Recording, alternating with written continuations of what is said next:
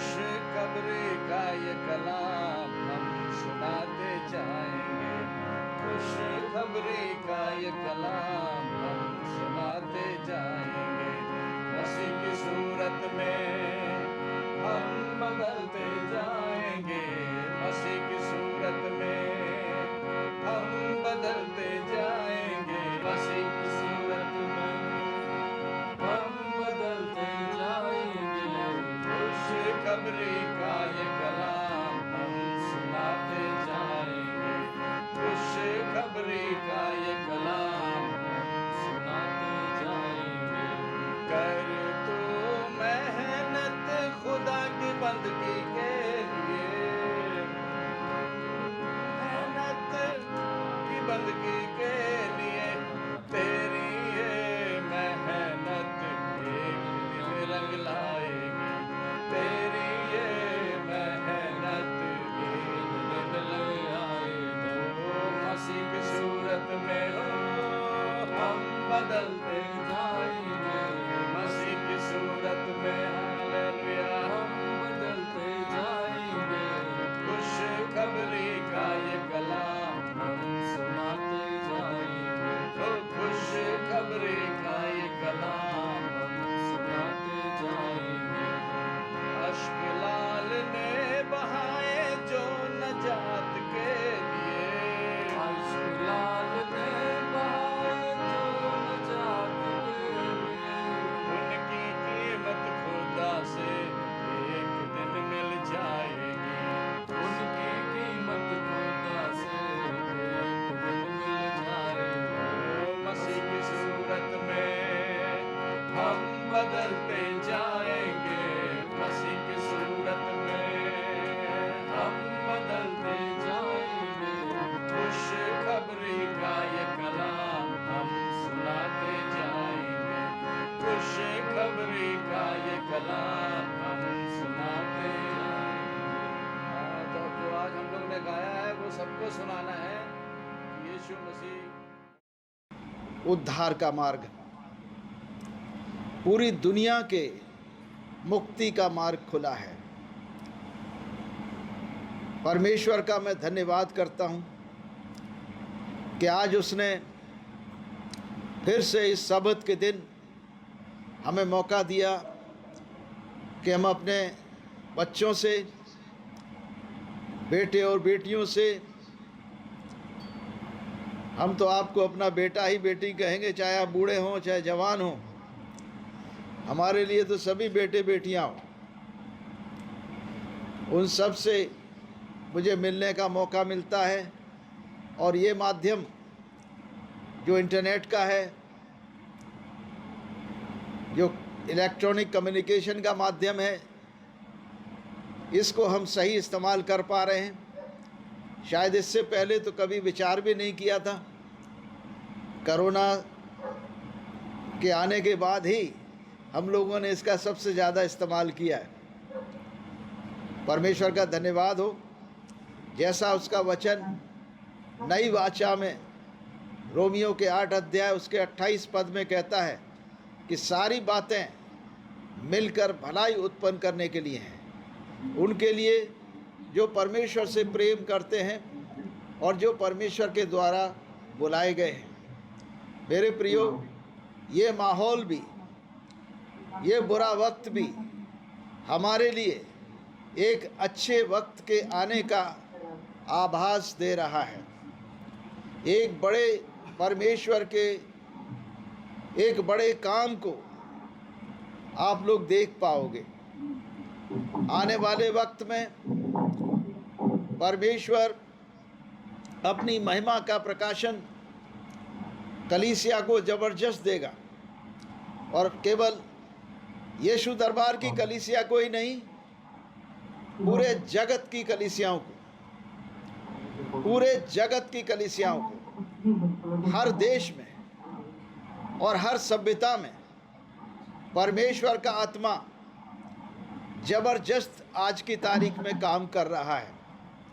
वो पाकरू आज हम सब से, जब हम घरों में हैं और तमाम तरीके की विचार आ रहे हैं मन में, डर है, भय है, और इस खास तौर से इस महामारी के समय में हर आदमी भयभीत है। लेकिन मैं बताना चाहता हूँ, प्रभु यीशु मसीह आज आपसे बात करना चाहते हैं। भय का संबंध विश्वास से नहीं है, और जो विश्वास करता है उसमें भय नहीं होता। Faith comes, fear goes. Fear comes, faith goes. So if you have faith, there should be no fear. और हम आपको ये बताना चाहेंगे, प्रभु का वचन यशाया 41 और 10 में आपसे कहना चाहता, मत डर, बिल्कुल मत डरो, इधर उधर मत ताक, क्योंकि मैं तेरा परमेश्वर हूं।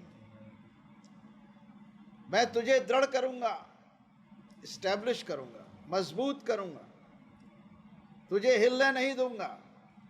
मैं तुझे दृढ़ करूंगा और मैं तेरी सहायता करूंगा और अपने धर्म में दाहिने हाथ से तुझे संभाले रखूंगा। हालेलुया। सोचिए, आपका जीवता परमेश्वर है। नए नियम से हमको पता लगता है कि परमेश्वर जीवित है, क्योंकि उसने अपने पुत्र यीशु मसीह को इस पृथ्वी पर भेजा, मनुष्य बनाकर भेजा, ताकि हम सब मनुष्यों के बीच में वो जीवन की आशा प्रकट हो जाए। परमेश्वर की महिमा हम मनुष्यों के मध्य में आ जाए, और वो परमेश्वर की महिमा परमेश्वर के पुत्र यीशु मसीह में है। और जब यीशु मसीह हमारे बीच में आ गया, तो परमेश्वर हमारे बीच में आ गया, उसकी महिमा हमारे बीच में आ गई, उसका अनंत जीवन हमारे बीच में आ गया। और जब प्रभु का वचन कहता है, पहला यूहन्ना उसका 3 अध्याय उसके 8 पद में, कि परमेश्वर का पुत्र इसलिए प्रकट हुआ कि शैतान के कामों का नाश करे।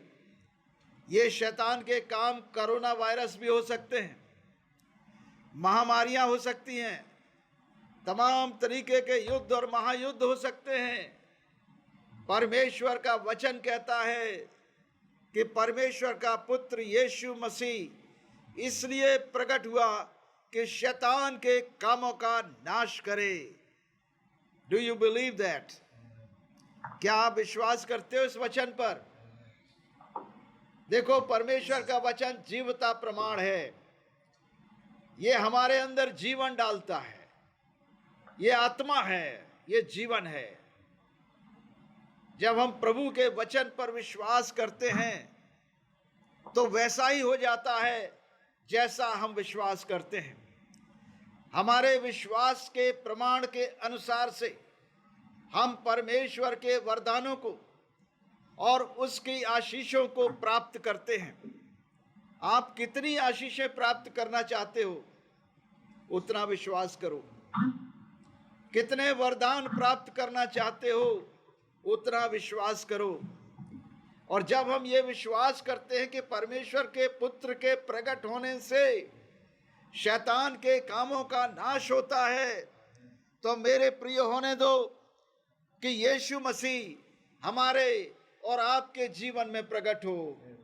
और जब यीशु मसीह मेरे और आपके जीवन में प्रकट होगा, तो शैतान के काम, रोग, बीमारियां, हर प्रकार के श्राप नष्ट हो जाएंगे। क्या आप इस बात पर विश्वास करते हैं? हाँ या ना? करते हैं। प्रभु का धन्यवाद हो। बिल्कुल विश्वास करते हैं, क्योंकि ये प्रभु यीशु मसीह जीवित है, और ये प्रमाण, उनके जी उठने का प्रमाण, उनके ऐतिहासिक प्रमाण हमारे पास लिखित रूप में मौजूद हैं। केवल इंजील में नहीं, केवल न्यू टेस्टामेंट में नहीं, परंतु तमाम इतिहासकारों ने, जो कि यीशु मसीह को मानने वाले नहीं थे, सेकुलर हिस्टोरियंस थे, उन्होंने इतिहास की पुस्तकों में ये बात दर्ज की है, और आप उसको हमेशा पता कर सकते हैं। हम परमेश्वर का धन्यवाद करते हैं कि उसने अपने पुत्र यीशु मसीह को हमें बचाने के लिए भेजा है, मारने के लिए नहीं। हमारा नाश करने के लिए नहीं भेजा है, हमें दोबारा नई सृष्टि बनाने के लिए भेजा है। क्योंकि जो मसीह यीशु में है वो एक नई सृष्टि है। पुरानी बातें बीत गईं, सब कुछ नया हो गया है। प्रभु यीशु मसीह आज हमें नई सृष्टि में देखना चाहता है, और उस नई सृष्टि के अंदर एक विश्वास होना चाहिए, अपने सृष्टिकर्ता के प्रति विश्वास, अपने सृष्टिकर्ता के ऊपर पूरा पूरा कॉन्फिडेंस कि हमारा सृष्टिकर्ता हमारे साथ है। भजन संहिता 139 और उसका 5 पद कहता है कि तूने मुझे आगे और पीछे से घेर रखा है और अपना हाथ मेरे सर पर रखा है। यानी हर विश्वास करने वाले के लिए परमेश्वर हर एक बच्चे के लिए फिक्रमंद है। आप जहां भी रहते हो, हमसे हजारों मील दूर भी हो, हमारा दूर दूर रहना भी परमेश्वर की महिमा के योग्य हो। प्रभु यीशु मसीह ने कहा था यूहन्ना के 8 अध्याय और उसके 12 पद में कि मैं जगत की ज्योति हूं, जो मेरे पीछे हो लेगा वो अंधकार में न चलेगा परंतु जीवन की ज्योति पाएगा। और प्रभु यीशु मसीह ने फिर मत्ती रचित सुसमाचार उसके 5 अध्याय और उसके 14 पद में कहा तुम जगत की ज्योति हो, तुम जगत की ज्योति हो। आप में से हर एक जन, हर विश्वासी बच्चा, हर विश्वासी भाई बहन जहां भी हैं, सुन लें कि यीशु मसीह आपसे आज क्या कह रहे हैं। यीशु आपसे ये कह रहे हैं कि तुम जगत की ज्योति हो। जो नगर पहाड़ पर बसा है वो छुप नहीं सकता। लोग दिया जलाकर पैमाने के नीचे नहीं परंतु दीवट पर रखते हैं ताकि उसके घर के आने जाने वाले सबको प्रकाश पहुंच सके। इसी प्रकार तुम्हारा उजियाला सब मनुष्यों के सामने चमके ताकि वो तुम्हारे भले कामों को देखकर तुम्हारे पिता की जो स्वर्ग में है बढ़ाई करें।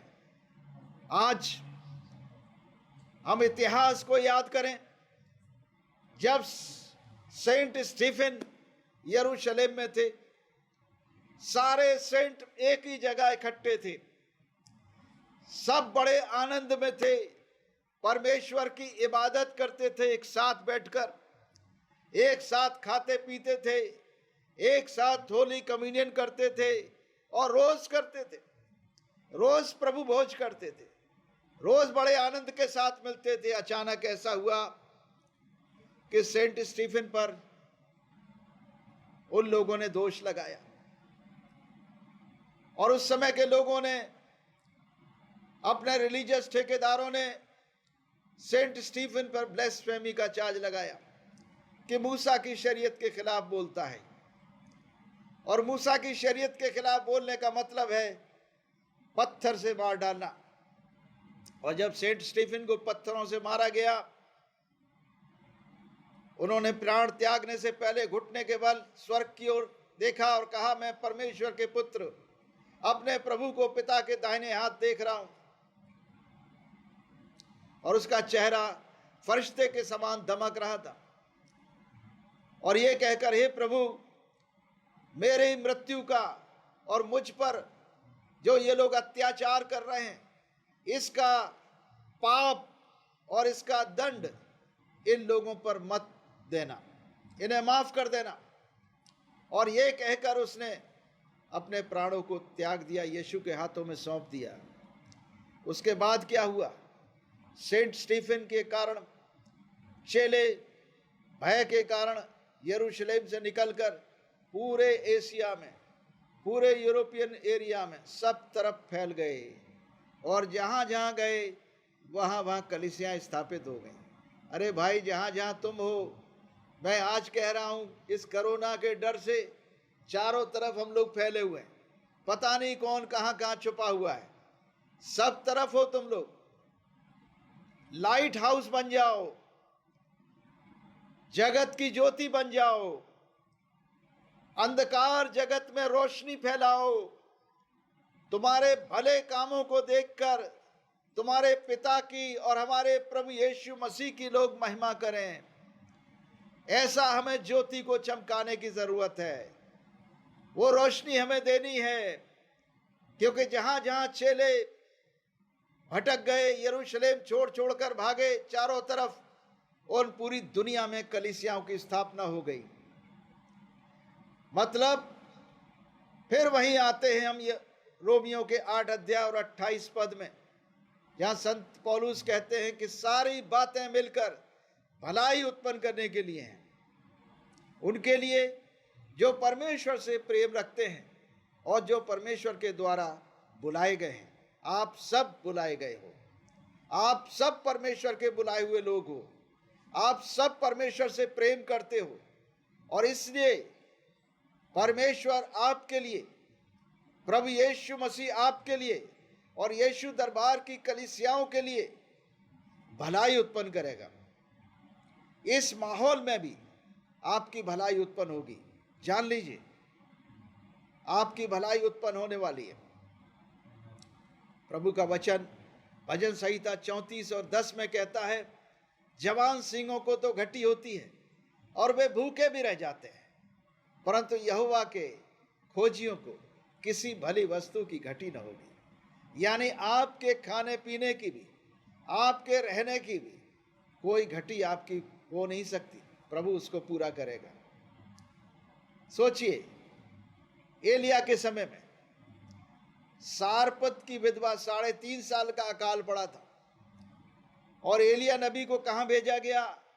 किसी यहूदी राजमहल में नहीं, किसी इजरायली के यहाँ नहीं, सारपत की विधवा के पास, उसके पास भेजा गया। और उसके यहाँ क्या था? कुछ भी नहीं था खाने को। उसके यहाँ जाके एलिया ने खटखटाया। एलिया ने कहा, मेरे लिए पानी ले आ। अब वो पानी लेने गई, रास्ते में एलिया कहता है, एक रोटी भी ले आना छोटी सी। वो कहती है, परमेश्वर के दास, मेरे घर में केवल 2 रोटी बनाने का आटा है और थोड़ा सा तेल है, मैं और मेरा बेटा इसको खा के सो जाएंगे और उसके बाद मर जाएंगे, हमारे पास कुछ खाने को नहीं है। उसने कहा, ठीक है, कोई बात नहीं, लेकिन तू मेरे लिए थोड़ा ले आ। और परमेश्वर ये कहता है कि न तो तेरा आटा घटेगा और न तेरा तेल घटेगा। 3.5 वर्ष तक उसने घर में बैठ के आराम से उसी में आटे से खाया और उसी तेल से पिया, सब कुछ खाया पिया। वो परमेश्वर है हमारा, हमारी घटियों को पूरा करने वाला, हमारे दुख दर्द में हमारी सहायता करने वाला, हमें बीमारी हारी से चंगा करने वाला। उस जीवते परमेश्वर के हम प्रचारक हैं, उस जीवते परमेश्वर के हम दास हैं, उस जीवते परमेश्वर के हम बेटे और बेटियां हैं। प्रभु यीशु मसीह का वचन यूहन्ना 1 और 12 में कहता है, जितनों ने उस पर विश्वास किया उन सब को उसने परमेश्वर की संतान होने का अधिकार दे दिया। आप परमेश्वर की संतानें हैं। आपको फिक्र की जरूरत नहीं, आपको प्रार्थना करने की जरूरत है। You must pray. हर चीज का जवाब प्रार्थना है। हमसे कोई भी सवाल पूछोगे, हम कहेंगे प्रार्थना करो। कोई भी सवाल पूछो, हम कहेंगे प्रार्थना करो। फिर अगला सवाल आप पूछोगे, हम कहेंगे प्रार्थना करो। और आप फिर पूछोगे तो कहेंगे अन्य भाषा में, आत्मा में प्रार्थना करो। फिर कहेंगे फिर आत्मा में प्रार्थना करो। कह रहे हम तो करते हैं सब आधा घंटे करते हैं, हम 1 घंटा करो। जब तुम 1 घंटा कहोगे तो हम कहेंगे 2 घंटे करो। तब 2 घंटे कहोगे, हम 3 घंटे करो।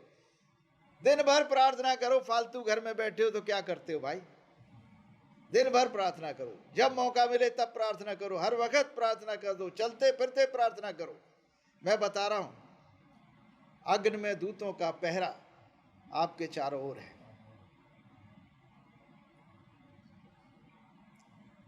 एक भाई से मैं बात कर रहा था, करीब 2:30 बजे की बात है, दोपहर में टेलीफोन से प्रार्थना कर रहा था। और प्रार्थना के समय जब मैं उसके लिए दुआ कर रहा था तो भाई प्रार्थना के समय मैंने प्रार्थना ख़त्म की, भविष्यवाणी की उसके लिए, और उसके बाद उसने मेरे लिए प्रार्थना करना शुरू किया। वैसे वो दर्शन देखने लगा। और जब वो दर्शन देखने लगा तो क्या देखता है, हे बाबा जी, हमने क्या हुआ कि मैं तो आपके चारों तरफ आग की ज्वाला उठती हुई देख रहा हूँ, सर्किल ऑफ द फायर। आप उठते हो तो वो फायर का सर्किल आपके संग संग चल रहा है। आप आ रहे हो, बाहर जा रहे हो, वो चारों तरफ आग आपके संग चल रही है। तो हमने कहा भाई वही तो हमारा प्रोटेक्शन है जो फायर, वो तो वही प्रोटेक्शन है, परमेश्वर की आत्मा, उसकी आग, वही तो आपका प्रोटेक्शन है। आप भी यीशु मसीह के लहू में अपने आप को ढांकिए।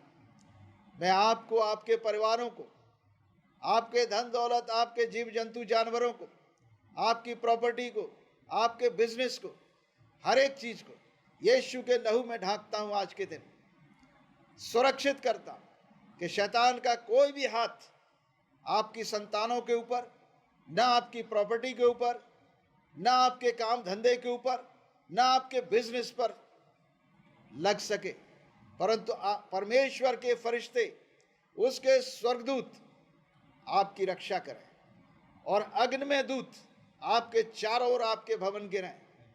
कोई भी शैतान की शक्तियां, कोई महारोग, कोई बीमारी आपके आसपास ना आने पाए। हालेलुया। प्रभु का वचन भजन संहिता 91 हम देखेंगे। भजन संहिता 91 में लिखा है, जो परम प्रधान के छाए हुए स्थान में बैठा रहे वो सर्वशक्तिमान की छाया में ठिकाना पाएगा। मैं यहोवा के विषय कहूँगा, मेरा शरण स्थान और गढ़ है, वो मेरा परमेश्वर है, मैं उस पर भरोसा रखूँगा। वो तुझे पहेलिए के जाल से और महामारी से बचाएगा। वो तुझे अपने पंखों की आड़ में ले लेगा और तू उसके परों के नीचे शरण पाएगा। उसकी सच्चाई तेरे लिए ढाल और झिलम ठहरेगी। सोचो कितना बड़ा प्रोटेक्शन है, ढाल और झिलम, परमेश्वर की सच्चाई। जानते हो सच्चाई का नाम क्या है? यीशु मसीह। यीशु मसीह ने कहा, मार्ग, सच्चाई और जीवन मैं ही हूं, बिना मेरे द्वारा कोई पिता के पास नहीं पहुंच सकता। तू न रात के भय से डरेगा और न उस तीर से जो दिन को उड़ता है, न उस मरी से जो अंधेरे में फैलती है, मरी, और न उस महारोग से जो दिन दोपहरी उजाड़ता है। ये महारोग भी आपके घर के पास ना आएगा। तेरे निकट 1000, तेरी दाहिनी ओर 10,000 गिरेंगे, परंतु वो तेरे पास ना आएगा। परंतु तू अपनी आंखों से दृष्टि करेगा और दुष्टों के अंत को देखेगा। हे यहोवा, तू मेरा शरण स्थान ठहरा है। तूने जो परम प्रधान को अपना धाम मान लिया, इसलिए कोई विपत्ति तुझ पर न पड़ेगी, न कोई दुख तेरे डेरे के निकट आएगा, क्योंकि वो अपने दूतों को तेरे निमित्त आज्ञा देगा कि जहां कहीं तू जाए वे तेरी रक्षा करें। वे तुझको हाथों हाथ उठा लेंगे, ऐसा ना हो कि तेरे पांव में पत्थर से ठेस लगे। तू सिंह और नाग को कुचलेगा, तू जवान सिंह अजगर को लताड़ेगा। उसने जो मुझसे स्नेह किया है, इसलिए मैं उसको छुड़ाऊंगा। मैं उसको ऊंचे स्थान पर रखूंगा, क्योंकि उसने मेरे नाम को जान लिया है। जब वो मुझे पुकारे तब मैं उसकी सुनूंगा, क्योंकि उसने मेरे नाम को जान लिया है। जब मैं उस संकट में उसके संग रहूंगा, मैं उसको बचाकर उसकी महिमा बढ़ाऊंगा। मैं उसको दीर्घायु से तृप्त करूंगा और अपने किए हुए उद्धार का दर्शन दिखाऊंगा। परमेश्वर आप सबको, प्रभु यीशु मसीह आप सबको अपने उद्धार का दर्शन दिखाए। आमीन। जय यीशु। अपने घरों में हैं, जहाँ भी हैं वहाँ रोटी ले लें। प्रभु यीशु मसीह जिस रात पकड़वाए गए, दुख उठाए जाने वाली रात, उन्होंने अपने चेलों के साथ फसह का पर्व मनाया। और उस फसह के पर्व के दिन, जैसा कि उनका ट्रेडिशन था, फसह के पर्व के दिन एक निष्पाप और निष्कलंक मेमने की कुर्बानी की जाती थी, और उसका लहू पहले फसह की रात जब मिस्र देश से यहूदी लोग निकल रहे थे, उनके दरवाज़ों पर, उनकी चौखट पर लगाया गया था, ताकि जब मौत का फरिश्ता उस देश में घूमे, जहाँ कहीं उस लहू का निशान मिलेगा, वो उस घर में न जाएगा। वरन जितने घरों पर लहू का निशान नहीं था, चाहे राजा हो, चाहे जेल में पड़ा हुआ व्यक्ति हो, उसके घर में पहलौठों को मार दिया गया था। जानवरों तक के पहलौठे उस फरिश्ते ने मार दिए थे। परंतु सब उन इस्राएलियों के जो उस रात फसह के दिन बाहर निकले हैं, मिस्र देश की गुलामी से 430 साल के बाद बाहर निकले हैं, 20 लाख लोग, जब वो निकले उनमें से एक भी दुर्बल, बीमार और रोगी नहीं था। और उनमें किसी का भी जिसके घर के चौखट पर लहू का निशान था, उसमें मौत का फरिश्ता न घुसा। ऐसे ही नया फसह का पर्व प्रभु यीशु मसीह ने स्थापित किया। ये नई फसह थी नए मेमने के द्वारा। ये नया मेमना परमेश्वर का मेमना था जो जगत के पाप उठा कर ले गया। और इसकी गवाही यूहन्ना बपतिस्मा देने वाले ने दी कि देखो, ये परमेश्वर का मेमना है जो जगत के पाप उठा ले जाता है। इसलिए यीशु मसीह ने कहा, रोटी ली, धन्यवाद किया और तोड़ा और ये कहा, मेरा बदन है, this is my body broken for you. मेरा बदन जो तुम्हारे वास्ते तोड़ा जाता है, इसको खाओ। यशाया नबी ने ठीक कहा, यशाया 53 और 5 में, कि वो हमारे अपराधों के लिए घायल किया गया, हमारे अधर्म के लिए कुचला गया, हमारी शांति के लिए उस पर ताड़ना पड़ी, ताकि उसके कोड़े खाए जाने से हम चंगे हो जाएं। प्रभु यीशु मसीह हमारे अपराधों को अपनी देह पर उठाकर क्रूस पर चढ़ गया, ताकि हम पाप के लिए मरकर धार्मिकता के लिए जीवन बिताएं, और उसी के मार खाने से हम चंगे हुए हैं। यीशु के नाम से और यीशु मसीह के कोड़े खाए जाने से हम शरीर, प्राण, आत्मा में चंगाई पाते हैं। यदि उस यीशु के कुर्बानी के लहू को जो उसने हमारे वास्ते क्रूस पर बहाया था, जब हम अपने प्राणों पर लगा लेते हैं, तो वो अनंत जीवन के लिए सुरक्षित हो जाता है। उसके ऊपर मौत का फरिश्ता कामयाब नहीं होता, यानी अनंत मृत्यु से हम बच निकलते हैं जब यीशु का लहू हमारे प्राण पर, हमारी आत्मा के ऊपर लग जाता है और हमारे शरीर पर लग जाता है, तो हमारा शरीर भी सुरक्षित हो जाता है। यीशु ने उसी प्रकार दाखरस लिया जिस कटोरे में था, प्याले को उठाया और कहा, ये मेरे लहू में नई वाचा है। जब कभी तुम इस कटोरे से पीते हो और इस रोटी में से खाते हो, प्रभु की मृत्यु को जब तक वो दोबारा न आए याद करते हो। मेरे प्रियो, इस लहू में से पीने का और रोटी में खाने का हर विश्वासी का हक है, और इसके साथ साथ चंगाई, छुटकारा परमेश्वर के बेटे और बेटियों की रोटी है। This is your right to be healed. परमेश्वर के पुत्र और पुत्रियों का अधिकार है चंगाई पाना, छुटकारा पाना, आशीष पाना, और जो यीशु के लहू के द्वारा हमें नई वाचा देकर पुरानी वाचाओं का भी हमें हकदार बना देता है, पुराने प्रोमिसेस का हकदार बना देता है। सारे वायदे, चाहे वो इब्राहिम को किए गए हों, चाहे इसहाक को किए गए हों, चाहे वो याकूब और इसराइल के किए गए हों, चाहे वो मूसा और यहोशू को करे गए हों, चाहे वो किसी भी भविष्यवक्ता को करे गए हों, भजन संहिता में करे गए हैं, उन सब के हकदार हम यीशु मसीह के लहू के द्वारा हो जाते हैं, यीशु मसीह के नाम से। आमीन।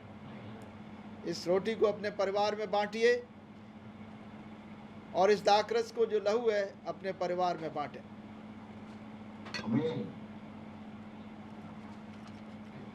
काफी दूर दूर से लोग कनेक्ट हो रहे हैं। आप सबको प्रभु यीशु मसीह आशीष दे, बरकत दे, सुरक्षित रखे। कल 10:30 बजे दरबार लगेगा। आमीन। जय यीशु, जय यीशु।